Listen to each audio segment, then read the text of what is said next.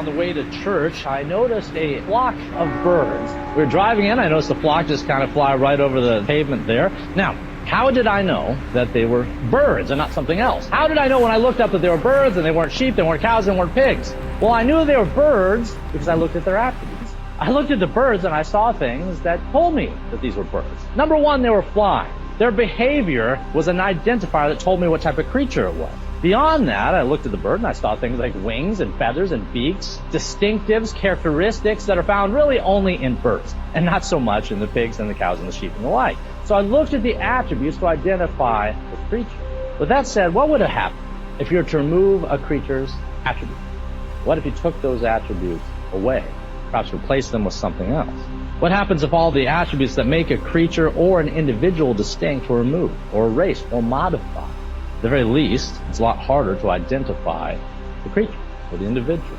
In today's passage, King Nebuchadnezzar is going to conquer a people who have certain identifiers, characteristics, attributes, and he's going to attempt to remake them. He's going to look to take one set of attributes and characteristics, flush them down the drain, and replace them with another set of characteristics forged in the fires of Babylon. So you see, the king in Daniel chapter 1, he looks at those that he's brought into his land. And he doesn't want men and women who retain their foreign priorities and principles. He wants those who will adapt his, who will be more like him. So this meant, as we're going to see in Daniel 1, this meant that upon conquering the Israelites, or those of Judah, upon conquering them, King Nebuchadnezzar is going to decree that everything about them must change. In Daniel 1, this pagan, depraved, fallen king of a pagan, depraved, fallen land is going to attempt to reprogram or replace the attributes of God's people with those of the world, with those of Babylon, so to speak. Well, as we talked about last week, the strategy of Babylon, so to speak, has not changed. Babylon's still crouched at the door of God's people, looking to remake, looking to change.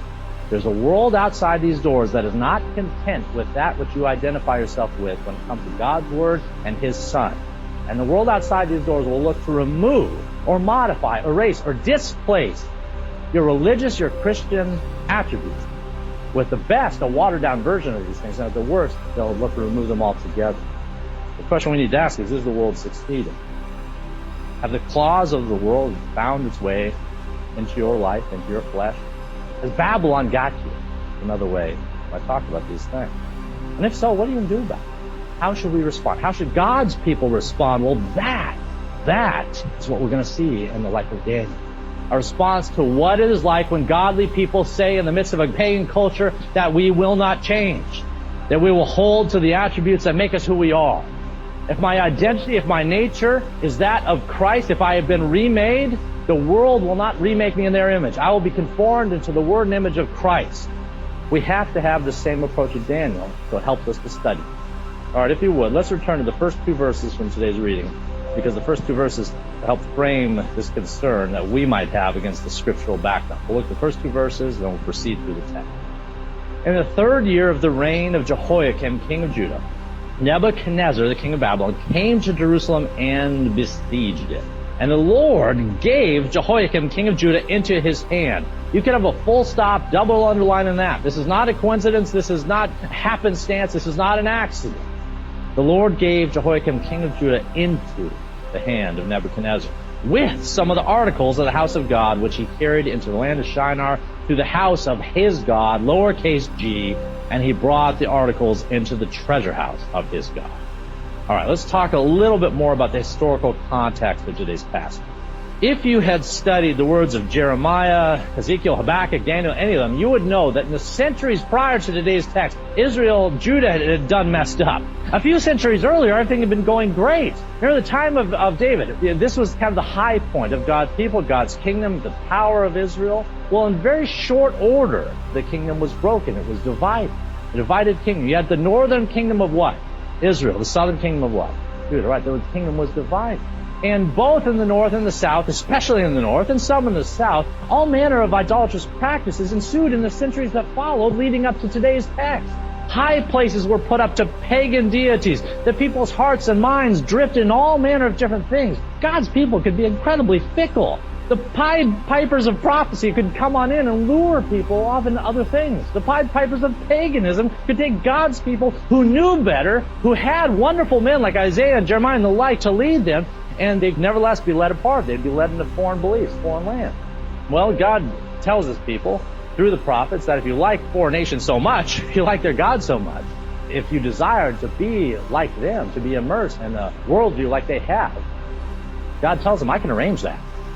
That's what happened at the start of Daniel 1. So that's what happened in the centuries leading up to this. The nation had been split in two. The people had drifted into all manner of wickedness. God's people were a hard-hearted bunch. And in the third year of the reign of Jehoiakim, king of Judah, who was not a good king, the discipline, the refinement, the chastening of God came crashing down. And it was not a cosmic surprise, because the prophets had been saying this day was coming. O ye Israel, change your way. And yet they had not. This is what God said he would do. He raised up King Nebuchadnezzar and the Babylonians. Sounds like a band name. But King Nebuchadnezzar and the Babylonians, he raised them up, and over a period of 3 separate assaults, spanning about 15, 20 years or so, the Babylonians, in time, they finally conquered Jerusalem. And ultimately, they destroyed the city. They destroyed the temple. With that said, in today's text, we're looking at the first of the assaults. It's the first time they were besieged, so to speak. The first set of exiles being removed. So that's what we're looking at in today's text. When Nebuchadnezzar first besieged Jerusalem, and he takes away the first batch of exiles, the best and the brightest, which included men like Daniel, the men we know as Daniel, Shadrach, Meshach, and Abednego. Now, when foreign nations conquered other foreign nations in times of antiquity, one of the reasons they conquered the nation was to take what the nation had. They would go into a nation and they'd take the best and brightest people, they'd take all the resources, they'd take all the gold, they took stuff from out of the temples, they'd take all the stuff back to their own land. Now, Daniel was one of the best and brightest people that Judah had to offer, so that's one of the reasons he was in the first batch of exile. Now, another thing that victorious nations tended to do was to take the idols and the temple artifacts and the like from a defeated nation back to their own. And once, say, one pagan nation conquered another pagan nation, this pagan nation would take all of the temple artifacts and the idols and the like back to theirs and lay them down, usually prostrate before their God. If you think back, remember the Philistines. They once stole the Ark of the Covenant. What did they do with it? Well, they put it right in the temple of Dagon. Now, those who know that story know that didn't turn out too well for the Philistines. It wasn't exactly a Raiders of the Lost Ark sort of moment, but it was similar. It didn't work out too well for the Philistines. Nevertheless, this is what pagan nations tend to do. They would take the artifacts and idols from displaced, defeated nations, they'd pull them into their kingdom, and this was a way of saying that we're better than you, we're greater than you, and more importantly, that our God is greater than yours. Because guess whose temple he's now in? So that was what took place. What better way of saying that our gods are better than your gods than raiding their temples on your enemies and laying down their idols at the feet of your own deity? That ritual of conquest is what verses 1 and 2 are describing. That's what is taking place now. Before we move on to the next few verses, I want you to notice one other thing. I highlighted it before, but I want to linger on it for a moment. In verse 2, we read that the Lord gave the king of Judah into Nebuchadnezzar's hand. We cannot lose sight. We cannot lose sight of the fact that none of this was happening by an accident. God didn't wake up in heaven one day and go, oh my stars, what has Nebuchadnezzar done? Oh, what am I going to do now? That's not what happened. He wasn't wringing his hands about this. In fact, he had turned Jehoiakim and Judah into the hands of Nebuchadnezzar. The greatest calamity that Jerusalem ever faced, at least up to that point, the greatest calamity that Jerusalem had ever faced came about because God brought it about. The greatest calamity that God's people, God's children, His elect, ever faced came about because God brought it about. Why? Why? And we'll get into that here in a few moments, but I'll say this now. God allowed His own city, His own temple to be razed to the ground. If that doesn't tell you about the lengths that He's willing to go to judge sin and to reconcile sinners, then you'll never understand Calvary. The lengths God is willing to go. God can and does use circumstances you would never expect. Let's bring the Babylonians into Jerusalem in order to bring about great and wonderful candidates. Let's look at verses 3 through 7 then. Verse 3. Then the king, this is Nebuchadnezzar, instructed Ashpenaz, the master of his eunuchs, to bring some of the children of Israel and some of the king's descendants and some of the noble young men in whom there was no blemish, good looking, gifted in all wisdom, possessing knowledge, and quick to understand. who had the ability to serve in the king's palace, and whom they might teach the language and the literature of the Chaldeans. And the king appointed for them a daily provision of the king's delicacies and of the wine which he drank. And for 3 years they were trained, so at the end of that time they might serve before the king. Now among those were the sons of Judah, Daniel, Hananiah, Mishael, and Azariah. And to them the chief of the eunuchs gave names. He gave Daniel the name Belteshazzar, to Hananiah Shadrach, to Mishael Meshach, and to Azariah Abednego.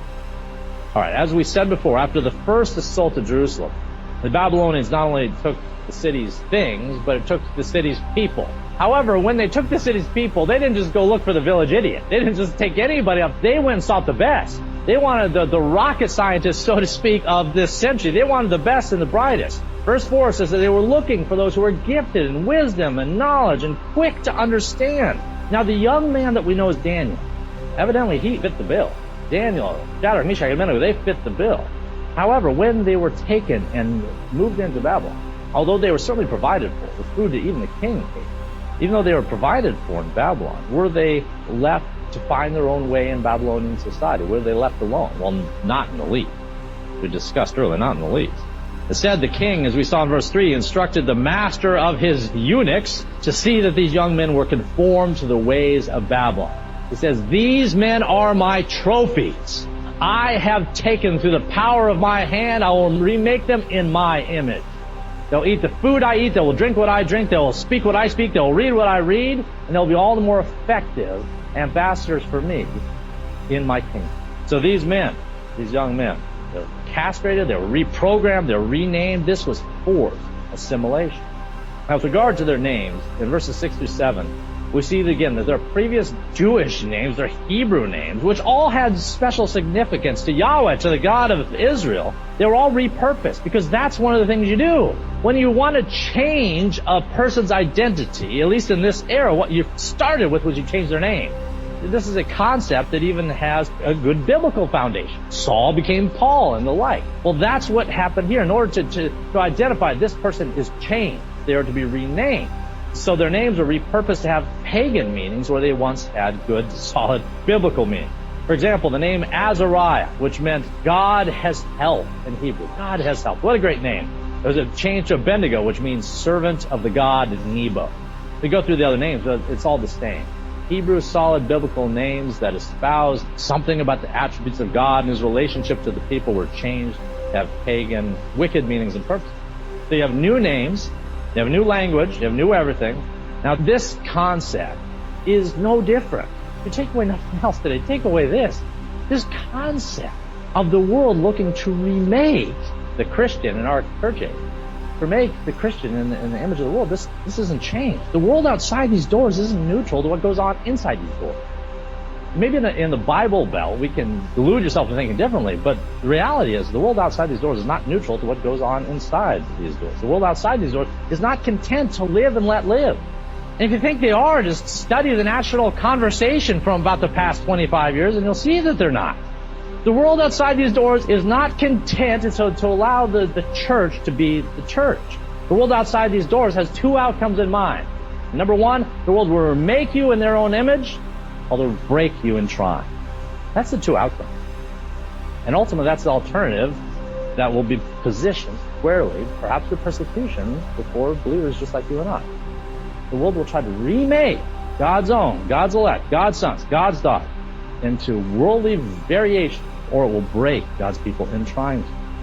Now, ironically, sometimes the church can play into that hand.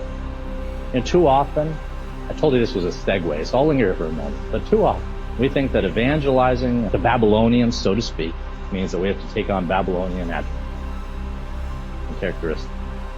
In modern evangelicalism, has that not been the way? Has that not been what we've done? Let me ask you, is 21st century North American Christianity better known for holiness, better known for being set apart, better known for being a city on a hill, or for attempting to be more like the world around us with the thought that that's going to help grow the kingdom? What is 21st century evangelical, North American evangelical Christianity more like? That which is attempting to be set apart, is attempting to be holy, is attempting to be godly and the like, attempting to be Christ-like, or just taking on worldly attributes because we think that'll make us more relatable, because we think that's where we'll grow, because we think that's the way it should work. I mean, at least Daniel At least he was forced to do this sort of thing against his will, but so much of the modern church is just eager, hell-bent, you could say, on dressing and acting and living and teaching the tropes of Babylon, with the idea that acting like goats will multiply sheep. It doesn't end well. It doesn't end well. And because of this, the Nebuchadnezzars of our age don't even have to try that hard when it comes to assimilation. Because sometimes we're tripping over ourselves to be more like that, more like the world around. If you do this, as an individual or as a church, you do that. As an evangelical, what's left to evangelize? What good news remains? What's left to share if you empty out all the distinction of who we are in Christ? Holiness is not about complicity with the world. It's not about slouching towards Gomorrah. That's not the way that things work. Holiness is about being set apart. The lesson I think Daniel would want to tattoo on our hearts and on our minds this day. Holiness involves being set apart in whatever environment. All right, let's look at verses 8 through 14 now. But Daniel purposed in his heart. He was intentional. He was proactive. Daniel purposed in his heart that he would not defile himself with the portion of the king's delicacy, nor with the wine which the king drank. Therefore he requested to the chief of the eunuchs that he might not defile himself. Now God had brought Daniel into the favor and goodwill of the chief of the eunuchs. God's coming on his side and clearing the lanes for Daniel, for his child. So God brought Daniel into the favor and goodwill of the chief of the eunuchs, and the chief of the eunuchs said to Daniel, I fear my lord the king, who has appointed your food and drink. For why should he see your faces looking worse than the young men who are your age? In other words, he's saying, Daniel, if you don't want to eat what the king eats, and the king finds out, and you look less healthy as a result of it, it's going to be on me. He says then in verse 10, you would endanger my head before the king. So Daniel said to the steward, whom the chief of the eunuchs had set over Daniel, Hananiah, Mishael, and Azariah. Notice here that we see the Hebrew names advocated. Verse 12, please test your servants for 10 days, and let them give us vegetables to eat and water to drink. And then let our appearance be examined before you, and the appearance of the young men who eat the portion of the king's delicacies. And as you see fit, so deal with your servants. And so the chief of the eunuchs consented with them in this matter, and he tested them for 10 days. Have you ever heard of something? I'm genuinely eager to see a response. Have you ever heard of something called the Daniel diet? Ever heard of this? Well, I see a couple of hands. I didn't know this existed. Apparently I don't drift into the weight loss section of the bookstore all that much, but there's this thing out there called the Daniel diet. This is the worst hermeneutic of all time. The Daniel diet. And the Daniel diet presumes to look at the same verses we just read and say it's all about health and nutrition. That's what we're supposed to extract here. That vegetables and water, less carbs and the like, that's what this text is about. In other words, the takeaway that some have when they look at these verses is that it's not so much about how to live as holy, set-apart people. It's how to reject carbs and saturated fat. Now, eating less carbs may be a good plan. I'm trying. Maybe a good plan. But that's not the focus of the passage.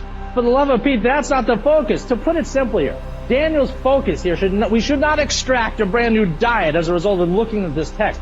Daniel's request for vegetables and water wasn't the advent of some new breakthrough in science. It was because he didn't want to defile himself by eating of the same food as the king of Babylon.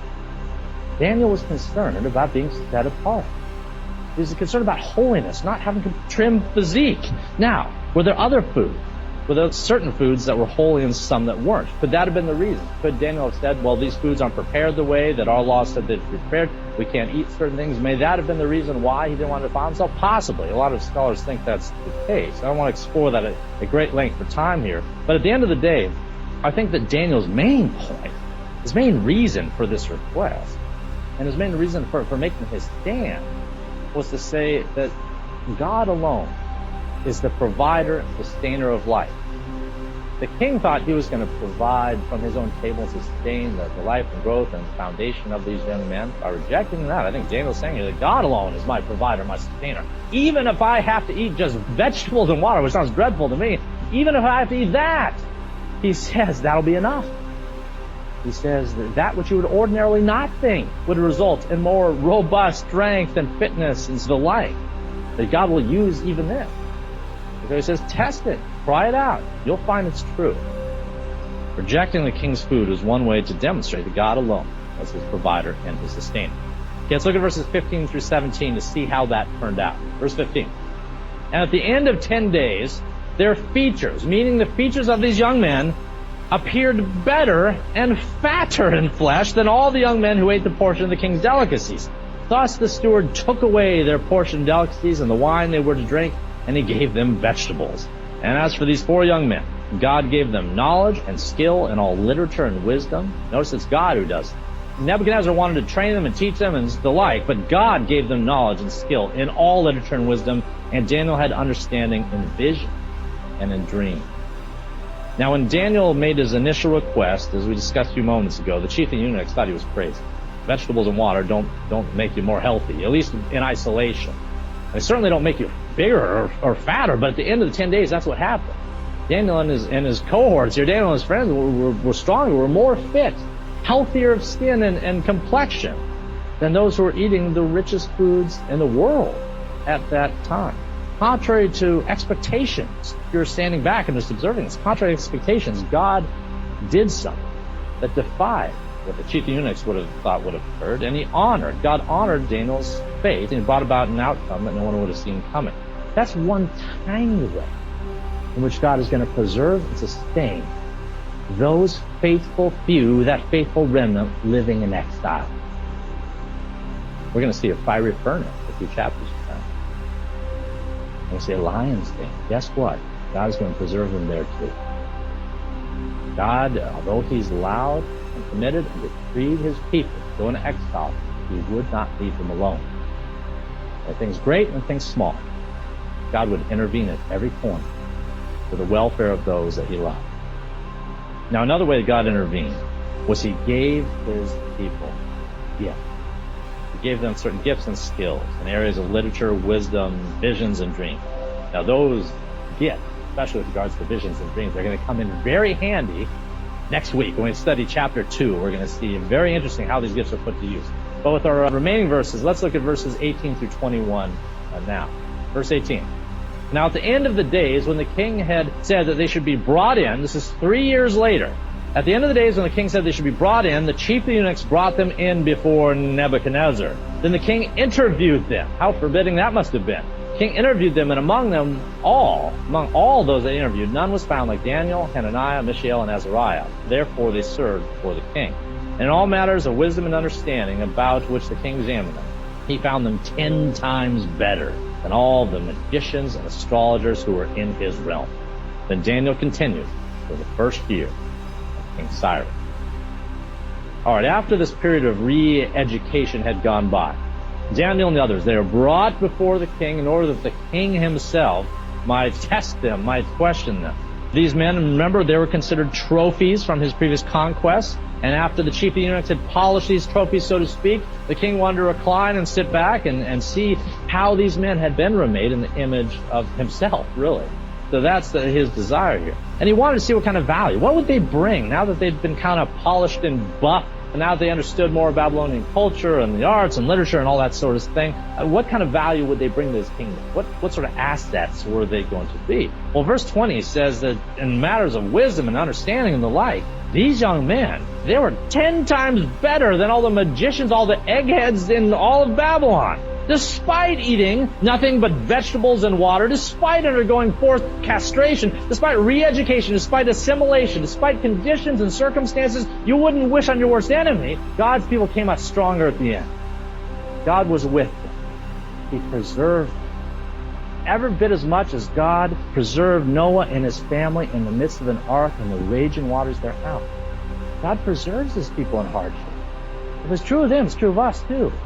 The hardships we might be undergoing are probably different. I hope a lion's den isn't in our future, so it's probably a little bit different than what Daniel and his colleagues underwent here. But nevertheless, God preserves his own, particularly when we trust in him. When we trust in him, he loves to validate our faithfulness.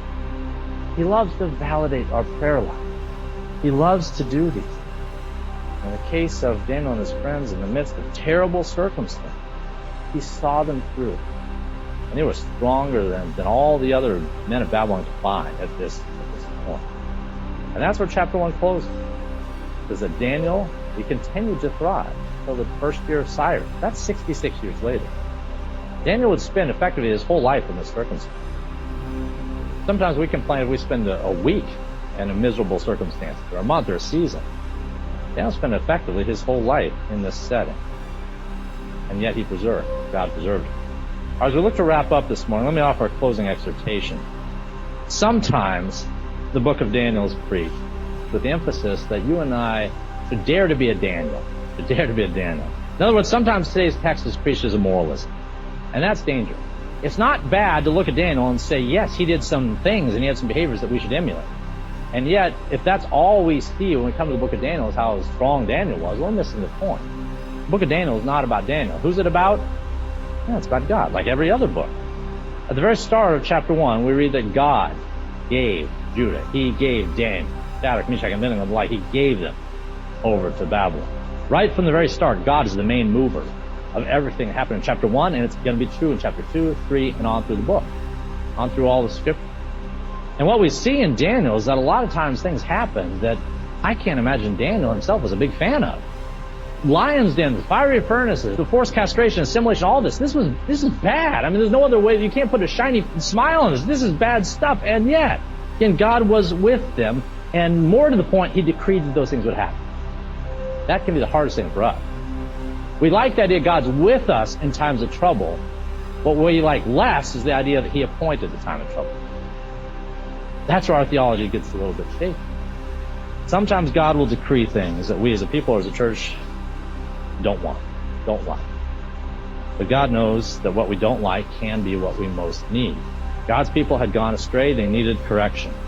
And as we said, the Babylonian exile should tell us a lot about the lengths that God is willing to go to discipline, judge if need be, but ultimately to reconcile his people. Because if God was willing to see his own temple destroyed in doing so, if he was willing to see his own city destroyed, his own temple destroyed, his stuff hauled off to Babylon, if God is willing to do that, if God is willing to do that with regard to his own nation, why would any nation or any people think they could escape a similar outcome when they've turned away from it? Bad news is that God's people sometimes need to undergo a season of refinement, and that's what begins in Daniel chapter 1. But the good news is this, that although God was willing to exile his people to Babylon, although he's willing to do this, God didn't leave his people in Babylon. It was a short season, all things considered.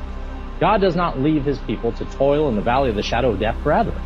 He does not leave us to toil in the valley of the shadow of death for all of our days, nor does he leave us alone when we're in it. That's what the psalmist said. He said we can be comforted even in Babylon, even in the valley of the shadow of death. Why? Because thou art with me. Thou art with me. Whatever we're facing this week, whatever diagnosis, whatever hardship, whatever pain, thou art with me. That's the encouragement. Daniel, Shadrach, Meshach, and Abednego, they were never alone in the midst of what they went through, even if they found themselves immersed in the most pagan of settings, even if they found themselves thrown into a fiery furnace, even if there was a lion's den in their future. The story of Daniel is the story of a God who stands with his own, who stands with his people. The story of Daniel is a story of a God who stands with his children and upholds them in the face of whatever the world can throw their way. This God stands with his people still. And he stands with you. And this is whatever you're facing.